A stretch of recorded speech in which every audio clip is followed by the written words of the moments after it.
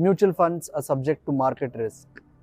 Not just because we are referring to the annual money spinner in the world of cricket, that's the Indian Premier League auction, but also because of what has happened in the 19th IPL auction at the Etihad Arena in Abu Dhabi, that I am forced to start with the most used and most heard disclaimer in India. That's because it's the domestic uncapped Indian players that hog the limelight and have literally and virtually overshadowed Cameron Green's third most expensive bid in the history of IPL auctions. Now, let's break it down. The whole point is, we saw 9 crorepattis among the Indian domestic cricketers, the most so far. People whose names only me and a few cricket connoisseurs who have been following domestic cricket religiously and who have been trying to track what's happening in the world of IPL scouting have heard of. But most of you wouldn't have heard of their names until Tuesday afternoon. Now, you all are discussing who the hell is Karthik Sharma, who is Prashant Veer, who is Salil Arora. All these names have suddenly become household names thanks to the IPL auction. But there is a catch.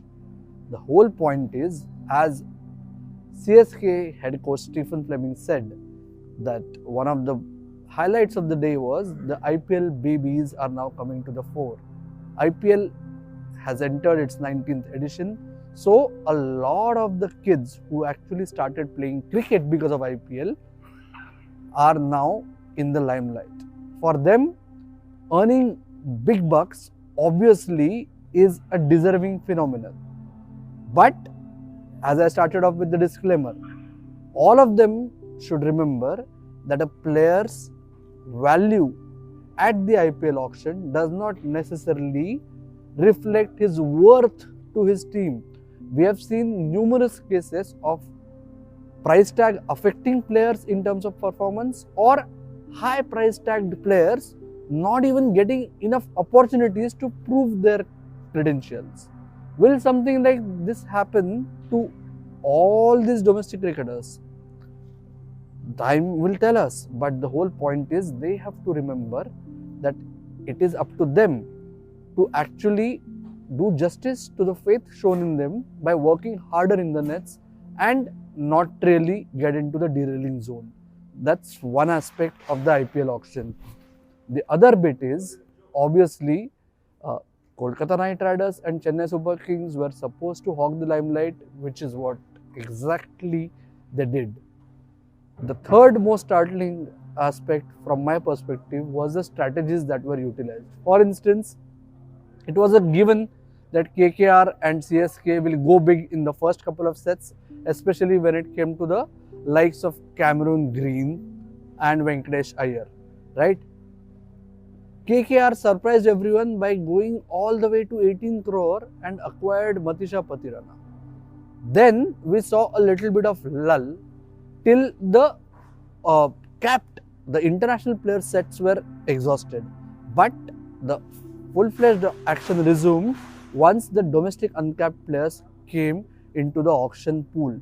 The biggest draw was CSK spending 2/3 of its purse on 2 of these uncapped players. Both of them fetched the highest ever bid for a domestic player, and that was in excess of 14 crore. Yes, Prashant Veer and Karthik Sharma, like I said, have become household names.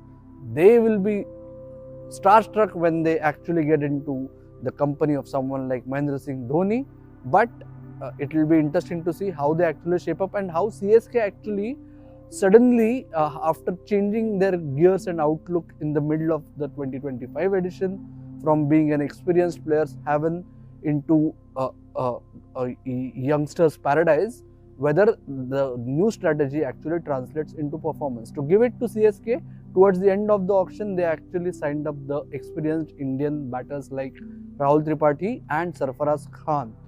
So they have tried to strike the balance even when it comes to having multiple options for their starting 12, right?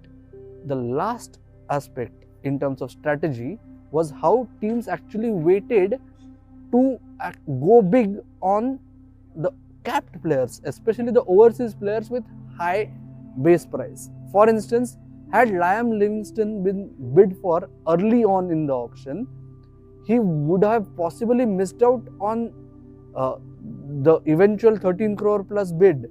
But some of the franchises may have actually inflated the price. Towards the end of the auction, since a lot of franchise waited for him, he got his money's worth, but someone like SRH also benefited a lot from holding back and holding on to their purse till the very last moment. The last aspect is a lot of you were interested in whether Prithvi Shaw gets a team. He went unsold first up, then he went unsold in the first recall round, and finally in the last recall round, he was bought by Delhi Capitals for base price. His last IPL stint was also with the same stint, ended on a very sour note. Whether Prithvi Shaw, a rejuvenated Prithvi Shaw, does justice to his talent and gets back into the run scoring mode at the big stage will also be interesting to see. You can tell us who was your hottest pick at the auction, which team got its act right. We'll be waiting for your comments, and even though I am signing off from Abu Dhabi, you can continue to return to our platform for the latest in the world of sport and beyond. Thank you.